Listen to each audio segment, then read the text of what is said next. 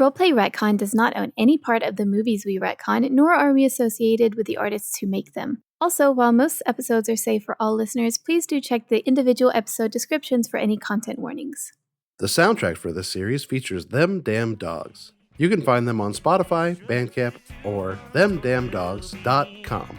Previously on Roleplay Retcon Does The Longest Yard. To Coach Burt Reynolds' surprise, the team came together and had a productive first practice.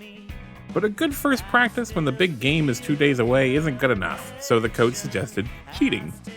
The boys split up, with Cornflake asking friends for help, Bocepherous not quite cheating by intimidating the guards, and Portman giving intentionally bad advice to the guards' team. It all went well. Everything seems to be going well. I bet it'll be fine. My fear is rising, I don't know where I lie.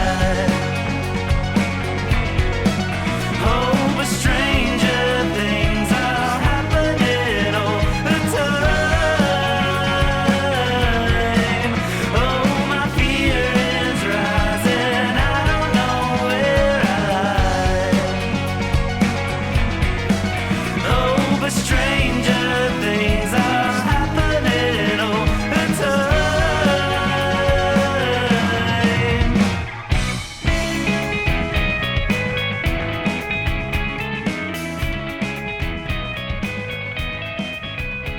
We're going to kick this episode off with you all finishing up yet another pretty good practice.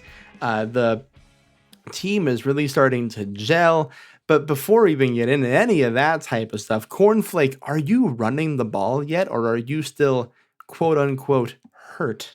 I don't know if I'm always hurt, but I definitely find excuses to not run the ball. Because then they'll find out that I don't know how to run the ball. So they've been using what's called a wide receiver sweep, a jet sweep, if you will, where instead of relying on Cornflake, your old pal, your old basketball playing chum, Roman Romulus, will sneak over from his wide receiver position, take the ball, and run. Excuse me. So a pretty good practice, sans Cornflake yet again. Hey, does this cause like huge problems in running this game? No. Okay, good. Nothing okay. is ever a problem for me. Oh, okay. Grant, All right. I will super He GM. is a professional. It's in the name, Game Master Monday. We're wrapping up practice. It's a pretty good day here today. Like I said, Roman's been doing those little jet sweeps. The offensive line has been tight and strong. Those beef boys are flexing and tossing people aside. Bocepherous has really been working hard to try and overcome the beef boys, winning some, losing others. Your defensive lineman pal, Callias Pinball, is on high-fiving you and giving the celebratory butt pats when you get to Portman. And Portman, so help me, you kind of miss the feeling of getting sacked a little bit. It's been a little invigorating, a little energizing maybe. And when you hit Roman on a deep ball, or you get that good slant route going with the other basketball players, boy, it's like being back in Tampa almost, if the field sucked and things smelled a lot worse. Can I take something back? Is it a sweater? I think I would avoid catching or throwing the ball, but just having the ball and running with it is something I could definitely do and might do to make sure people remember that I did something. That is your main job as the running back. You, football 101 here, the running back, or the halfback as you would be called here, your main job is getting the ball from the quarterback and finding holes to run through in the defense. The offensive line will do everything they can to part the seas like Moses for you so that you can run as far as you can, as fast as you can before a defender catches up to you. Well, I'm a slippery whistle. You have the option to catch balls if the situation calls for it. Sometimes they send running backs out in front to go catch things, but primarily you're a run boy. Oh, and you also return kicks. What does that mean? He kicks people who kick him first? I'm glad you asked. So in football, we have what are called kickoffs. When it is your team's turn to give the ball back traditionally after you've scored, or if you are unable to convert a first down, they will kick the ball to the other team. And there is one player whose main job it is to catch that ball and try and gain as many yards for the offense to start in the best position as possible. Oftentimes, and I think this will be very apropos for Cornflake, there is also a move you can do called the fair catch, which is the ball is coming to the catcher, right? They put their hand in the air and they wave it around. And this means, hey, don't tackle me. I'm not going to run. I will stop the play right here. Don't they usually just take a knee? So that could be what Cornflake has been doing in practice a lot. They used to take a knee, but now it's the wave of the hand for a fair catch. Okay. You're thinking old school football back when we didn't have last helmets. time I watched football. I could do a secret third thing. The secret third thing. Leaving with the ball. Yeah, just dropping the ball where it is and running the other way. Devontae's perfect, if you will. Also, Ben, do you know what a lateral is? When you have the ADHD, they give you that, right? No, not lateral. Lateral? No. Oh, okay. A lateral. I'm allowed to tell that joke. Yeah, it's the opposite of dorsal. It's the fin that's on the front. Yeah, that's it. Yeah, but that's kind of literally what it is, Jincy. No, a lateral. Yes, he asked what it was. Oh, okay. So in football, when you're behind the line of scrimmage, you can throw the football forward. Mm-hmm. Toward the Laterally. other one. But a Can lateral. Can you literally do that? A lateral is when you're past the line of scrimmage, you can throw the football backwards. But that's not what lateral means. Lateral means like to the side. That's just what the term means. It can also be to the side, to be clear. The main rule is once you're past the line of scrimmage, you're no longer allowed to make a forward pass. You can only do a sideways or backwards pass. Okay, all right. Colloquially, we just call all of it a lateral, but technically the lateral is the one to the side, but whatever. You can't expect a whole bunch of muscly dudes to know words. Is this episode fascinating for you all at home? 10 minutes of football terminology? I sure hope so, because I could do this all day. This is what dictionary.com says. Of, at, towards, or from the side or sides. There you go. Of, at, towards, or from the side or sides. Well, if it wasn't exciting before, now that Jincy has read from the dictionary, it's a blood-pumping, heart-pounding episode. Do this. So we're just going to keep going. Yeah, let them play, Raph. Let them play. Let them play. Let them kill each other. It was a good day today, is what I'm getting at. And you are all being pulled together by your mentor, coach, random old man who hangs out with you, has pulled you all to have a kneel down together to talk about the big game tomorrow. And Burt Reynolds says to you all, he gives a really good speech and then is talking to his big three, you three, the ones who are the protagonists, if you will. That's us. And he says, I gotta say, things are going incredibly well. You kind of sound like you are surprised. Yeah. I mean, a mere couple of days ago, or he's pointing at Peter Pistol, who is now shaking hands with people and speaking more normally. And he's like, that guy was a loose cannon. And all of a sudden, he's like a really good quarterback. I am the quarterback. No, you're the quarterback, son. He's the cornerback. Oh, I thought you said quarterback. But yeah, going well. Unbelievably well, even. I'm not typically an optimist or a generally sunny person, but wow, based on everything I've seen so far, we might actually win. My mom is going to be so proud of me. She sure will, Bocepherous. Like, puts a hand on your shoulder. I'm going to send her a Bocepherous, letter. she will. Thank you, sir. Typically, this would be the part of the game or the show or the production or what have you, where I say things ain't looking good and we're just a ragtag bunch of nobodies. And yeah, it's true to an extent, but practice is going well. You successfully got a whole team full of players in, quite frankly, record time. I don't know how you did that, but kudos. And you managed the power of friendship. I guess I could learn a thing or two about the power of friendship. Like, looks longingly into the sky. I mean, we don't got to win, right? We just got to survive and put on a good show. And we're just trying to give them something to practice against, right? And we all get our sentences reduced. Yar. Wouldn't it be fun to just show them up, though? I want to win. What do you think, Kalas? He like stands up off the ground and he's like, I want to squish him. That's my main thing. I want to squish them real bad. And if they lose, that's even better. Squish 'em into the ground. I want to send them to hell. What do you think, Peter? I personally was recruited to this team with the advent and goal of causing harm to police officers. Yeah. Typically, in the game of football, if the starting players on a team get hurt, like we intend to do, it makes it more difficult to win the game. So it stands to reason that our team is built to win this game. That was very lucid of you. I've never been anything but lucid. Sure. Yeah. Totally. How about you, meaty boys?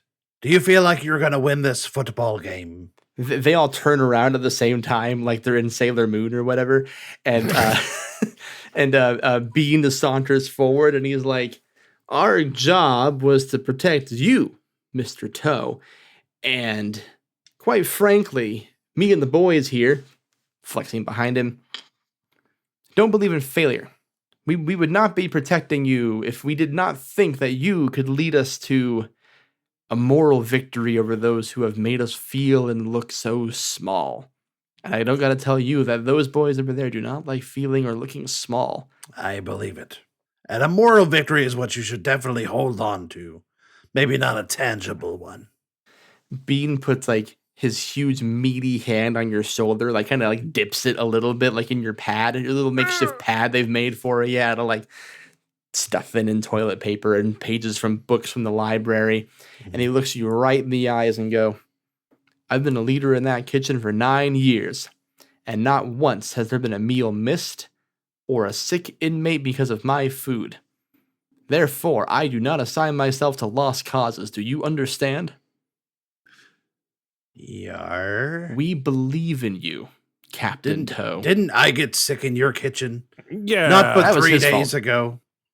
It was my fault, kind of. But wasn't he one of your men at the time? Failure is measured in a lot of different ways. I consider that a learning experience, thus making it a success. But you haven't missed a meal, and that's what's important. Exactly. And if one sick celebrity eating something that I had no supervision over is the one blemish on my record, I wear it with pride. Deal.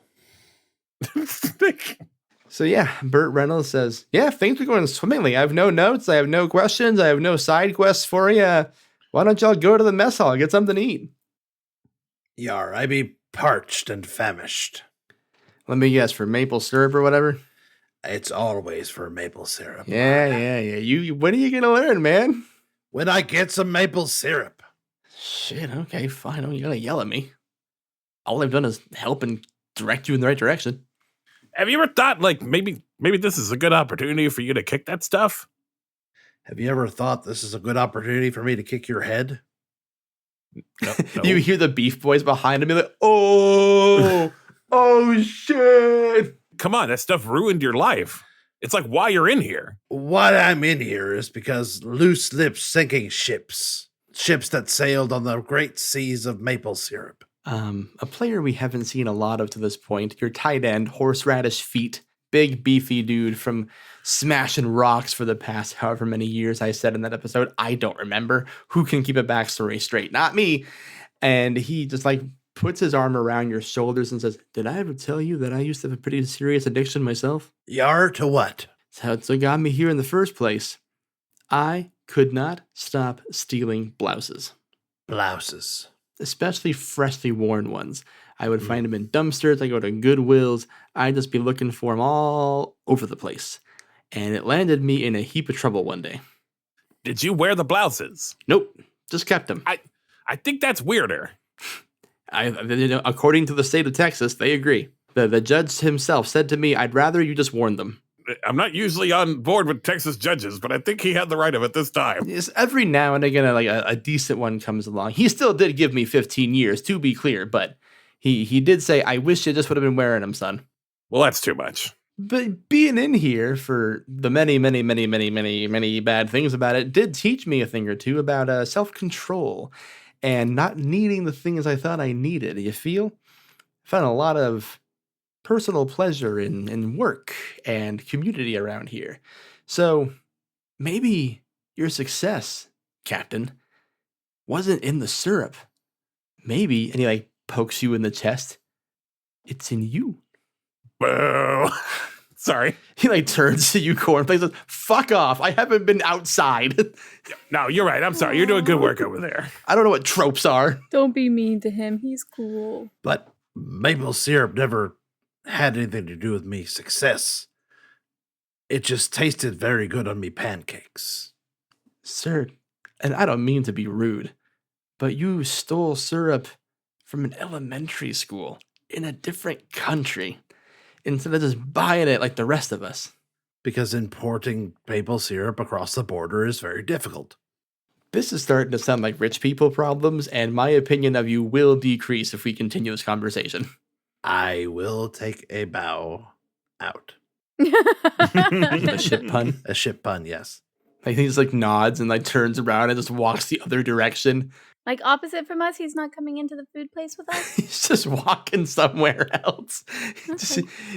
Bye, buddy. We cut to 5 minutes in the future with Horseradish walking farther and farther away from me. I should not have made that dramatic move. I don't know where I'm going. I'm just going.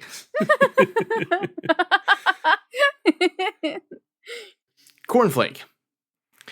You are approached by your pal, Peter Pistol, who has very wide eyes right now.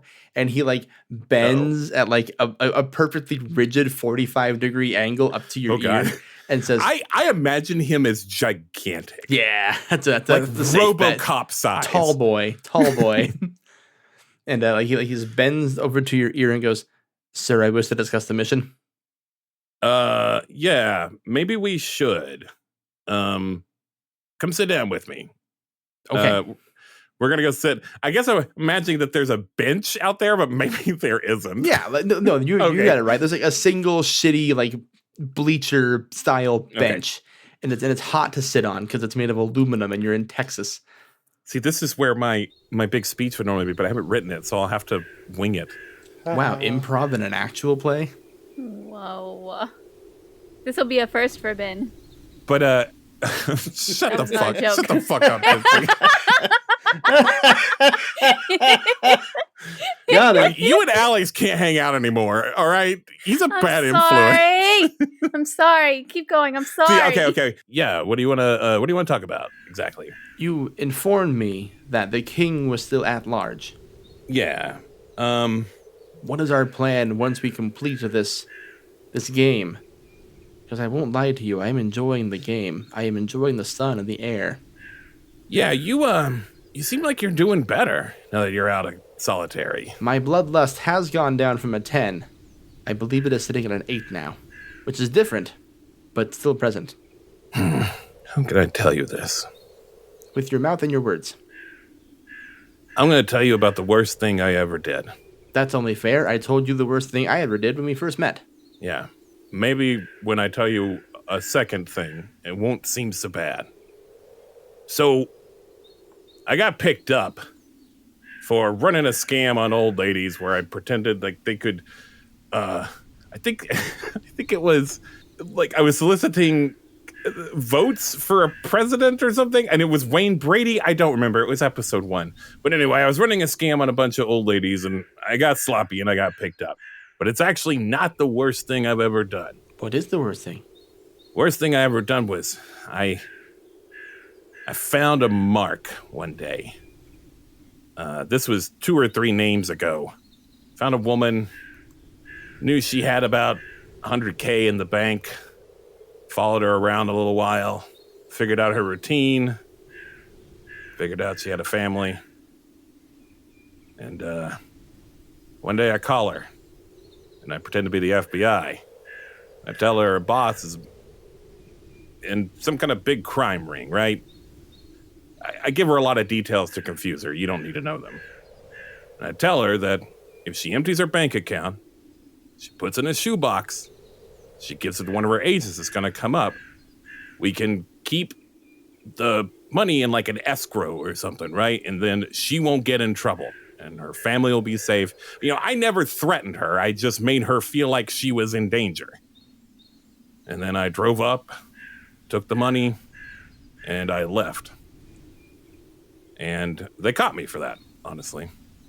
And I went to trial, and I listened to her talk about how it had ruined her life. It broke her. I don't think she'll ever feel safe again. But they didn't have enough evidence to convict me. Is actually not why I'm in here. I walked. And then I got sloppy after that. Didn't want to look anyone in the eyes anymore, so I set up robocalls and tried to cast a wide net, and, well, wasn't up to my usual standards, and they actually made sure they got the evidence this time, and that's why I'm in here. So, the thing is, Pistol, I am a habitual and professional liar. And I used you.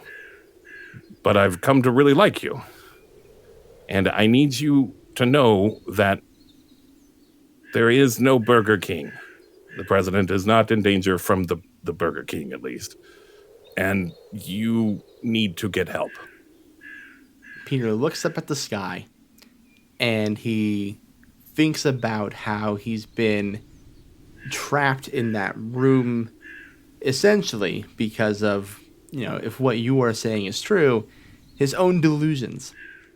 And while I hate to mechanize a really beautiful moment, can you make a style roll? This is going to be an important one. I think this is going to change some like, a lot of tone. We're going to see what the tone of the episode is right now. Oh boy. I rolled a 2 + 4. For a 6. Peter brings his eyes back down to the field, and he looks it over, and he says, I have appreciated being outside. And in a bizarre way, you've arranged that to happen. However, given the information that you are habitual of this, and you have made a career out of lies and deceit, it does make me wonder to what capacity your story remains true. I will not lie to you. My trust is a little broken here. I will fulfill our end of the football arrangement, as I believe in this team, and he gestures out to everyone having fun. There's high fives and laughter and little camaraderie moments. Yeah, they're all jumping up and down and yarring together. Football. And he says, essentially, I will no longer be doing this for your benefit. I will be doing this for the team's benefit. And should I sense that you are up to your old ways again, we will stand opposed. I'm telling you the truth, Pistol. I know you are. You're my friend, Pistol. We can still be friends. But it will take time to earn back my trust. I expect you to be an honest man from this point forward. Well, I mean, I told you the truth here, Pistol, but it's not exactly in my nature. I don't... You have told me a truth. I would like everything else you tell me to continue to be so. Failure to do so will invoke my holy vengeance. Also, you should probably not tell any of that story to Callias.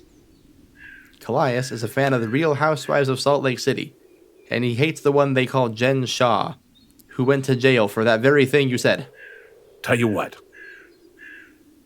If you promise to try to get some help, which I know is hard to do in prison, and I'll help you if I can, I will be honest. I do not accept this deal, because I will be getting help for myself, not as motive for you to be honest.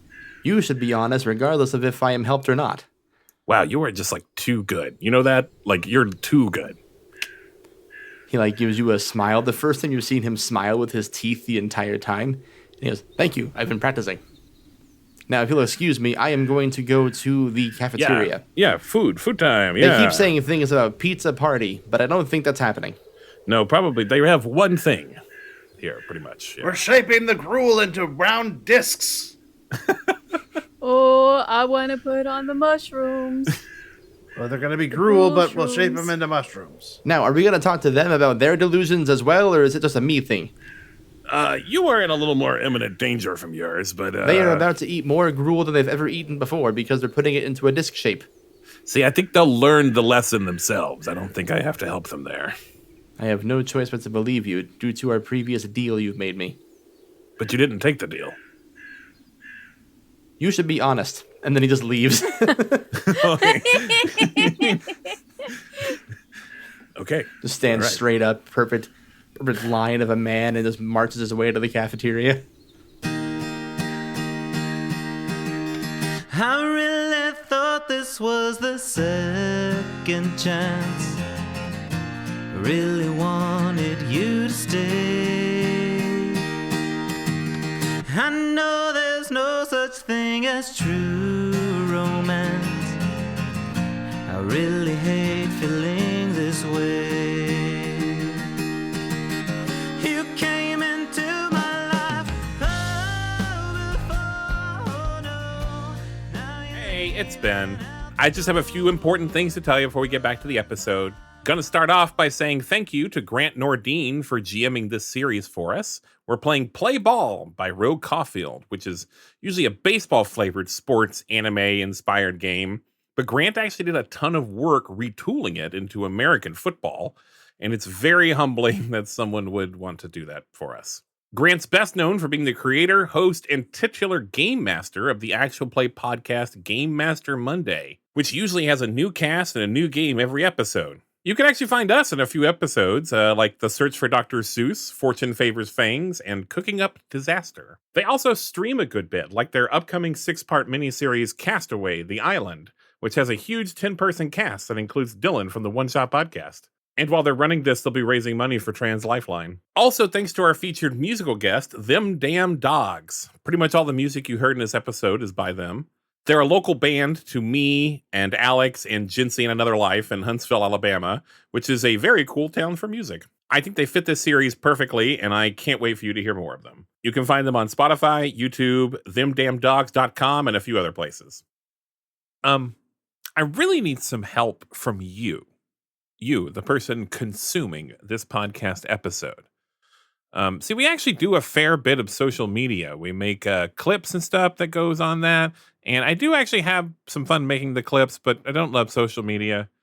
And the social media sites, the viable ones, are dwindling. And really the reason we do social media is because we just need people to know we exist. It's a pretty fun show. It's a pretty fun concept. And often, if we can just get people to know we exist, they'll listen. And then we can grow. And with viable social media sites disappearing, I really need your help by spreading the word about us. Please tell someone about us. Leave a review if you can somewhere, but really the telling people about us is the big thing. Tell your friends. Go to Reddit. Talk to them. Please, please, please. There's only so much we can do on that front. So we really need you for that. That's just my plea to you, the person who is enjoying this podcast episode. All right, that's all I've got. Back to the episode. I need to hold you, won't you hear my plea? Just come talk with me tonight.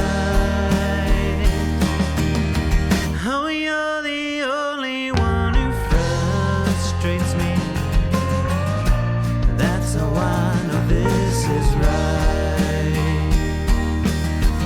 You came into my life before, no. Now you're leaving out the door. Was I wrong? Okay. You were dismissed to the mess hall. Yeah, it's Gruel again today, but when you get in line, you see Bean kind of wink at all of you, and you see him like draw little pepperonis in there. You see him like put some weird little like green powder on them, and like, just for my boys. Aw, thank you. And you go back to your tables. You have a lovely time eating together. You make jokes. You talk about which officers you want to squish the most. You All of them. have a good bonding experience. And then your old pal Trash runs up Trash. to the lot of you. And he's Hey, Trash. Hey, I'm out of breath and panting. That's what it says for me before I'm supposed to talk, but I said it like I was saying it. Oh, man. What? I said, Did "Hey, you I'm write out of stage breath." directions for yourself in your GM notes? Sometimes I give myself a little like mini monologue that I can like weave in and out of. And I was like, I wrote down the phrase "trash runs up," breathing hard and panting, and then I just said, "I'm breathing hard and panting." Hey, Amazing. hey, That's how you do that. no, fucking Amazing. take notes, audience. Fucking take notes. That's amazing. Trash runs up to you, breathing hard and panting, and says, "Hey, I have bad news. Hmm? The guards are cheating." Well, so are we, so... No, we're not. Yo, but they're like really cheating, like big cheating. And I'm not supposed to tell you because they caught me and they're following me, so I don't have a lot of time. But just so you know, the warden hired referees for this game, like real ones from the NFL and everything. Well, how would that be cheating? That seems like They it'd be more paid them fair. off. Oh. They paid them off. They're going to let the guards do whatever they want penalty-wise to you. I'm talking pass interference. I'm talking unnecessary roughness. I'm talking taunting. Taunting, Portman. No, that'd be bad. Does that mean we can do those things too? No, Oh. it means you're going to be under a lot of scrutiny. I was just there and I saw them. I saw the whole thing, and then they saw me seeing the whole thing, and I ran really far, and they're definitely following me, and now they're definitely going to see me talking to you guys. Can we squish them? Why would we squish trash? Don't squish me. No, not trash. The referees. No, trash. You're my buddy. Oh, I would definitely not squish a referee. Those guys work part-time, and a lot of the times they're like bad at their job. So they're going to be even worse. I don't know. Grant, this is the National Football League. I don't know how realistic this is. I think we can trust the National Football League. Yeah, sure. Why don't we ask the San Francisco 49ers how they feel about that? That's a joke. Folks. You can't say that. It's the big game. We cannot squish them. You cannot squish That's the referees. bad. That would be extra bad. I think it's disqualifyingly bad. Oh, okay. I don't want to do that. Well, look, we got our own stuff. We got the gadgets you made us, the nature of which I cannot quite remember because it's been a while. Oh, you're cheating, are you? And you hear a guard's voice behind you. Okay. It feels like I should have been able to roll for that, but okay. No. They're following trash. What do you have to do with that? Yeah, he literally said that. You see an officer behind you. Bocepherous, you would recognize this as the officer who is very sensitive to throw up. Pukey guy. I have a name, thank you very much. I'm sorry. That was rude. That was disrespectful of me.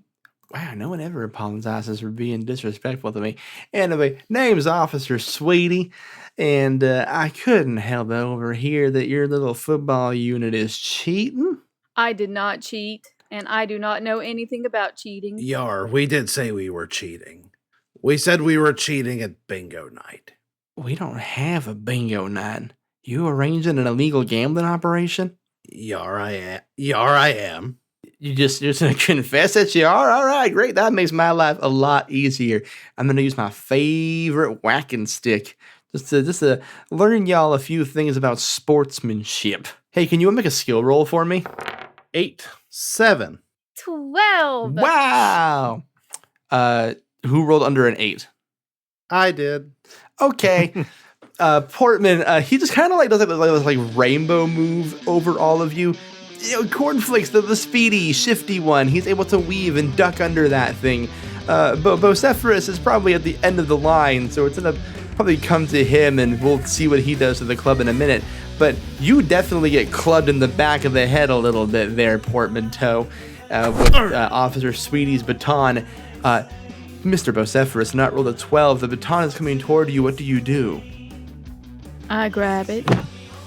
So you grab it. He's like trying to arm wrestle with you, but you're just holding it. And I He's just hold it. let. And I glare at him.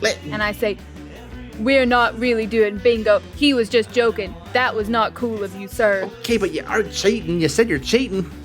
That's none of your business." It is my business. I'm on the field. Can you let go? This is so hard. We're cheating on our diets. Look, we're having a pizza night. We're having pizza, obviously, and you're whacking us. You should be ashamed. And then he's gonna grab it and he's gonna like get a little bit closer, like all up in the officer's face, and he says, "I'm gonna squish you."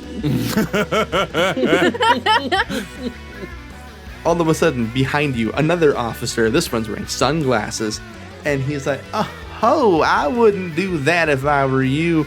And he's holding a taser behind you, Bocepherous. Let his baton go, Mr. Nut. Okay. Alright. And he's just gonna give it another little shake and then let it go. That's what I thought. Alright, I'm just gonna address this little ragtag group of football players here. I know y'all are real excited about the big game tomorrow, but just a friendly reminder that whatever happens tomorrow, you're still here after the game. I expect you all to be on your best behavior because we have some real professional referees and officials out there. So if they catch any funny business, well, they are authorized not just to penalize you, but we have the authority to reprimand you for such penalizations. Do I make myself clear? No. Can you say the word penalization again? Penalization. Who the fuck laughed? I have a taser in my hand. That would be me. Make a skill roll, why not? 9. Oh, okay. He goes to tase you, but you tell me how you dodge it. Why am I doing all the work? I just take a step back. You got me there. Like he goes like, yeah, and I'm like, all right, I see that I'm dealing with a very flexible gentleman. I won't tase you this time. But I'm allowed to during the football game. Just to be clear, I'm allowed to do it. you're allowed to tase us in the football game. Yeah. If you get a flag thrown at you and you're doing something unsavory to us, well, you get what you get. So you're insecure enough in your own abilities to play football that you have to tase the other team to win. Shut up. What's in it for you? Why do you need to win so bad that you would pay what I presume is embezzled taxpayer money to pay referees if you don't give a flying fuck about the football game? Yeah, to be clear, I didn't pay the referees. I just play for the team. There are certain incentives that we the guards get for playing on the football team. Do I have a move? I'm looking it up. Yeah, please. Do I have a move? Let's see. I've used it before. Lunchbox Guy, 3 times per game, the player can identify what the opposing team is about to run, allowing their team to make a play. That's fun. That is fun. I like that. Why? Why do they care so much? So you're going to try and literally identify the root of the whole deal with the football team, right? Maybe I'll make him spill his guts. I don't think I can read his mind. But, sure, of course. Yeah. But if you're using that skill, I'll tell you, it's just going to work. How does Cornflake pull the information out of this mark? Working off, I assume that he is downplaying the guard's interest in the game. I say, do you really trust the warden to give you whatever he's promised you for razzmatazing it up tomorrow? What do you get out of it? What is he lying to you about? What was your name again? My name is Officer, and I'll be real with you, because for some reason you got the kind of face that makes people want to say stuff to it. Because I can help you, Officer. We don't gotta be on opposite sides of this thing. Us lesser guards, if you catch my drift, are mainly following the lead of Captain Knievel. Captain Knievel has a bone to pick, if you will. He's pretty traditional, if you catch my drift. He's not really the kind of person to care about a vanity project from the warden. But that's the most I personally can say about that. You may need to pull something out of Knievel if you want to know more about it. Last I saw him, though, he was chatting with the warden, and invites to that office don't come every day. See you tomorrow, I guess. Let's go with the first assumption. It's the one where you jumped ahead. Let's go with the first incentive. It's my favorite one. Let's pretend I'm not lying to your mother. It's only fair that she knows. Let's pretend I'm not lying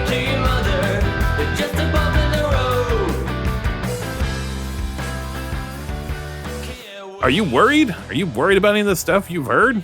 Am I worried about what some random guard said to scare us in the football game? I think they're gunning for you. I mean, Portman, they might kill you. Why would they kill me? If they kill a former NFL quarterback during a game, that'll get all the razzle-dazzle they need for their inter-guard league or whatever the fuck he's doing. I think if the guards were to kill a prisoner unprompted, that would be bad. Oh, they'll make it look like a football accident. I mean, maybe they won't kill you, but they'll injure you for life. I don't believe you. What? Well, I've been talking to old Pistol Pete over there. He says you're a liar. He turns and waves and says, hello. He asked me what we talked about, and I told him. That's okay, Pistol. It wasn't a secret. Pistol Pete doesn't lie. Peter Pistol. Peter Pistol. Forgive me. I'm sorry. What? Cornflake, have you been lying? Not to you. Well, not a lot. What does that mean? I don't remember exactly what I've lied about and what I've told truths about. Sometimes it runs together. Son, have you ever even played football in your life? Outside of prison? I look over again at Pistol. Makes very pointed eye contact at you. No, I don't even know how to play. I don't even know the rules of the game. Listen, I'm telling you the truth now. We're friends. I've never really had friends where I got here. And I want to tell you the truth. I think you're in danger. Well, if you bring me proof of that, then I be starting to believe you. What kind of fool do you take me for? It only lasted as long as you were born. What kind of fool do you take me for? Some kind of riddle that I wrote years ago.